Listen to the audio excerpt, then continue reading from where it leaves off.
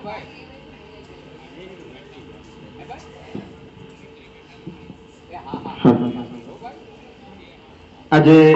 અહીં તમામ વાલીગણ વિદ્યાર્થી છે એ તમામને પહેલા તો આજના સ્વતંત્રતા દિવસની હાર્દિક શુભકામના। અને આપણે આજે બધા અહીંયા સાથે મળી અને આપણા જે આઝાદી માટે 200 વર્ષ સુધી જે ક્રાંતિકારીઓએ લડત આપી એમને યાદ કરીએ છીએ અને આજે એની લડતનું પરિણામ આ આઝાદી છે। નહીતર આપણે જાણીએ છીએ કે એટલા વર્ષો સુધી અંગ્રેજોએ આપણા ઉપર શાસન કર્યું, છતાં આજે આપણે 78 વર્ષ થયા છે આઝાદીને અને ઘણું પરિવર્તન આવ્યું છે।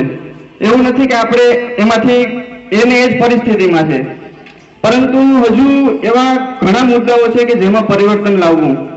આપણે દેશ આઝાદ તો થઈ ગયો, પરંતુ આપણે જે ક્રાંતિકારીઓએ લડત આપી એમણે શું આવી જ આઝાદી ઈચ્છી હશે કે અમારા દેશની અંદર જે બાળકો છે એમને શિક્ષણ મળે છે, સારું મળે છે। હું નથી કહેતો કે શિક્ષણ નથી મળતું, પણ હજુ આપણે એવું થોડુંક એમાં પણ અપડેટ કરવાની જરૂર છે। આપણે બધા એન્ડ્રોઈડ મોબાઈલ વાપરીએ છીએ, જાણીએ છીએ કે 6 મહિના કે વર્ષ દિવસમાં એક અપડેટ આવતું હોય અને અપડેટ થયા પછી આખો મોબાઈલ ફરી જતો હોય। આ મોબાઈલનું મેં તમને એટલા માટે ઉદાહરણ આપ્યું કે બધાને ખબર હોય, તો આજે આ સિસ્ટમ છે એને તો થોડીક અપડેટ કરવાની જરૂર છે। અને આપણે એવા પ્રશ્નો હોય કે ભાઈ આપણે ગામની શાળા છે, ગામની શાળામાં શિક્ષણ નબળું છે, એવા ઘણા મને પ્રશ્નો મળતા હોય। હું જે છે સાચું કે આપણે માખણના લોંદા ઉડાડતા આવડતું નથી, એટલે ઘણાને નહીં સારું લાગતું હોય, પણ વસ્તુ એ સાચી છે, પણ એમાં આપણે વાલીનો પણ થોડોક સહકાર હોવો જરૂરી છે।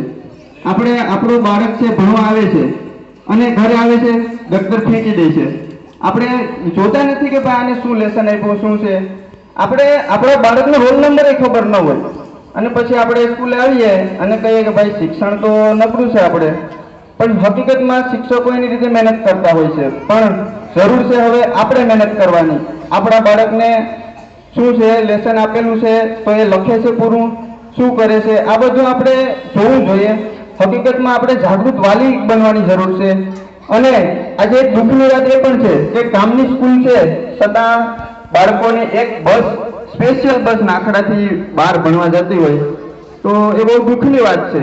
પણ આપણે બધાએ પ્રયત્ન કરવો છે કે આપણે જે બાળકો છે અહીંયા દર વખતે સંખ્યામાં ઘટાડો નહીં પણ વધારો થાય એવા પ્રયત્નો કરવા છે અને એવું ઉજળું શિક્ષણ બનાવવું છે। આમાંથી આપણે બધાને કલેક્ટરો બનાવવા છે, પોલીસ બનાવવા છે, એવું નથી કે બધાને આપણે ખેડૂત જ બનાવવા છે અથવા તો મજૂર બનાવવા છે, એવું કોઈ નહીં ઈચ્છતા હોય। પણ આજે આપણે જે છે શિક્ષકોને આપણે સાથ આપશું, વાલીઓ, તો જ આજે આપણું શિક્ષણનું સ્તર ઊંચું આવશે। શિક્ષકો તેમના લેવલે પ્રયત્નો કરતા હોય છે, એમાં કોઈ ખામી મને નથી લાગતી કે હોય, ને જો હશે તો એ ધ્યાન દોરજો। બહુ એવું નથી કે કોઈ આપણું નહીં માને, તમને એવું લાગતું હોય કે ભાઈ આ થોડુંક નબળું છે આમ છે, તમે કહી શકશો, પણ કહેવાની રીતે કહેજો, એમને ખોટો ન લાગે। એટલે આમ તો મારો એક જ મુદ્દો હતો કે આપણે સ્કૂલ છે તો એમાં બાળકો છે એની સંખ્યા કાયમીના માટે વધતી જાય, ઘટવી ન જોઈએ।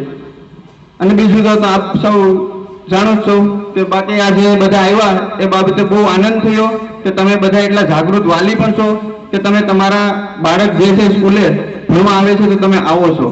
બસ એટલું કહી અને આજે મારું વક્તવ્ય પૂરું કરીશ।